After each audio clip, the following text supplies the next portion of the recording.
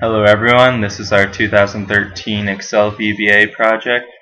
For this project we created a user form for the popular video game franchise Pokemon. Um, in this user form, seen here, a person can enter different stats from the game and it will calculate the Pokemon's IVs, which are a component of the stats not revealed within the game. So, as seen, a user or player could input their name if so choose, and they can select a Pokemon. Right now there's only 4 available because more Pokemon involve extensive more coding. And if one is still a little weak on the Pokemon realm and franchise, then they can click on this message box and it'll help them with the details. And in this frame, there is the stats menu where the player can input their Pokemon stats, which are needed to calculate IVs, which, as said earlier, are the hidden component that are significant in certain aspects of the game, but is also a very complicated procedure to delve into. So, also, level is needed to calculate IVs, so that's where the player would input their level. The thing about the level and IVs is that the IV calculation is only an estimation, so it's more accurate the higher the level of the Pokemon. So right now, for the initialize, we set it up so it's at level 100, and these overall stats will output perfect IVs, which are explained in this message box, stat and IV information, as seen there. And also, along with overall stats in the level input, there's a nature input which is also needed, and there's quite a few natures that affect the stats and affect the calculation for IVs as well, and there's information in this message box about natures too, so it'll help the user know what to put there. And as we'll see here, as when we submit this user form and save and accept, when we press this, it'll output it onto the worksheet. And you wanna? As you can see here, the information that was entered into the user form is outputted into this worksheet. As you see here, the trainer name is line 1, and then this line will tell you the type of Pokemon you selected. In this case, we chose Pikachu, which is an electric type. The following lines then go on to explain the amount of damage electric attacks will do on other Pokemon. This is useful in trainer battles. So as you can see here, electric attacks do twice as much damage versus water and flying types. Same thing here, this is normal damage, and then here's half damage. This line is unique to electric types in that they do no damage to ground types. And then this last line gives a recommended nature for Pikachu.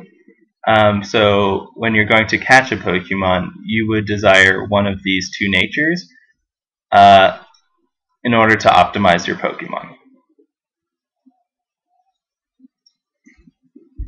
Okay, so in this area is what is also output from the user form inputs.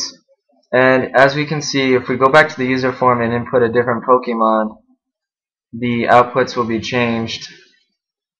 So the message summary will reflect the Pokemon selected and will have unique message lines detailing that Pokemon's strengths and weaknesses. And if not already stressed or made perfectly clear, this game is kind of a competitive game, and it's about battling and using Pokemon strategically, so that's why these are very important for a player in the game to know as the battles come up and they need to know what's best against what. Also seen here, from the overall stat inputs from the user form, the IVs were output as invalid because the range for possible IVs goes from 1 to 31. So this warning message in the summary message area notifies the user that the overall stats they input in the user form cannot be real. So they should review their stats to make sure they are correct from the in-game stat information.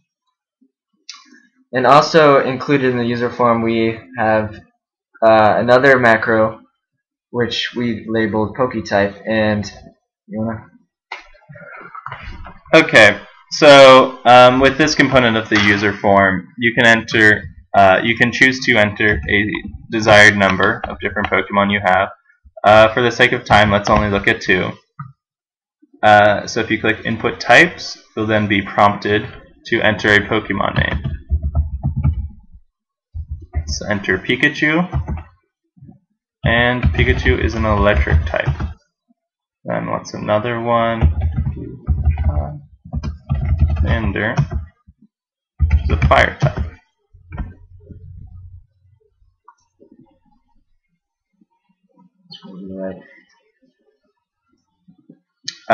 Okay, so then these are now outputted into these 2 columns, and we have attached a histogram in order to show you the number of each different type of Pokemon you have, in order to show you the types you may be lacking and want to catch more of.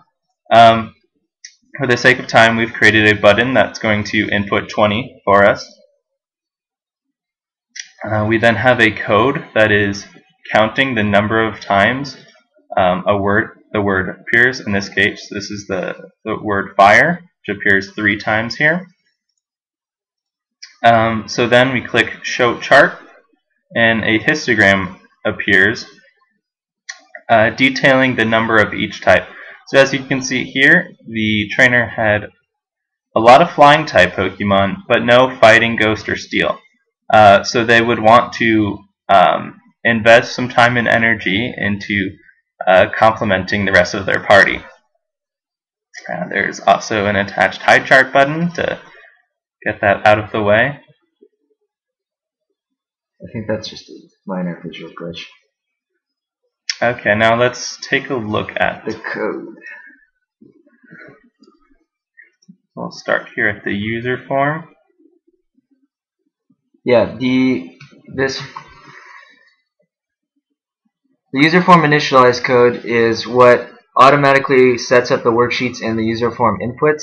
So right when the user runs the user form or clicks the button called Run PokeTrainer, it'll already have values set up. So like in the trainer name area, Ash Ketchum was there, and in the level area 100 was there, the value 100, and for the overall stats it goes similarly, and auto set to Pikachu, and it just goes on like that, and the natures are all set up and initialized as well.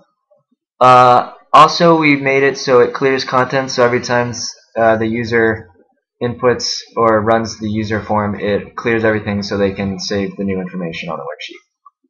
And then down below we have where we set up the run PokeType macro, and that is that's the for next and array code. Yes, that's correct.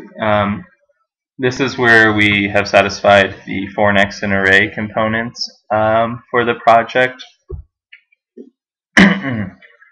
And then moving on to the first part of the user form, we've added a few notes here to help explain the desired purpose of our macro, and as you can see here, we've dimensioned quite a few things. There are numerous if-then statements depending on what the user inputs into the user form. For each Pokemon, we set it up so, well, we did not mention this earlier, but there's even more details that are inputted into the IV calculations, and these are just in the code, and they're not directly in the user form, because in the game Pokemon these are also not mentioned, but they are more easily obtained across the internet. So then these describe each Pokemon's special unique lines and base stats. And then these if then describe the natures chosen. And natures have interesting value changes depending on which one they are. And they affect a specific stat depending on what nature they are. So each nature, unless it's a no stat change, affects positively one stat and negatively another by 10%. And that goes into the IV calculation, which we'll show down later. Right here is the IV calculation for each stat, and this is what's output in the cells over here in the output area.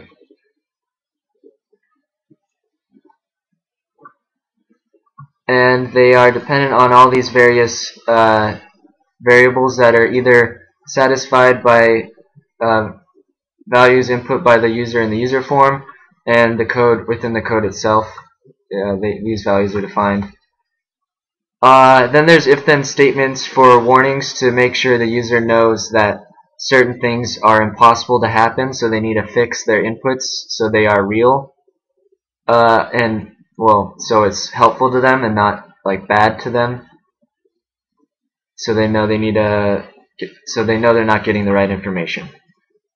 There's more if then, and then here's where we have basically the output code where we say this is what needs to be put on the worksheet, and it details everything. And there's more if then for the numerous user form inputs again. And that is our code for PokeTrainer. As you can see here, we have 486 lines of code in the PokeTrainer form, and then a few more in the module associated with the various buttons. 440 lines of code were required for this project since we are a group of 2. The components we chose to leave out were the do until then loop. We did not do that one. Web download and select case. We did not do select case, but we have the 8 required components. I hope you've enjoyed the project and find it useful if you're ever in need of calculating Poke IVs. Thank you for watching.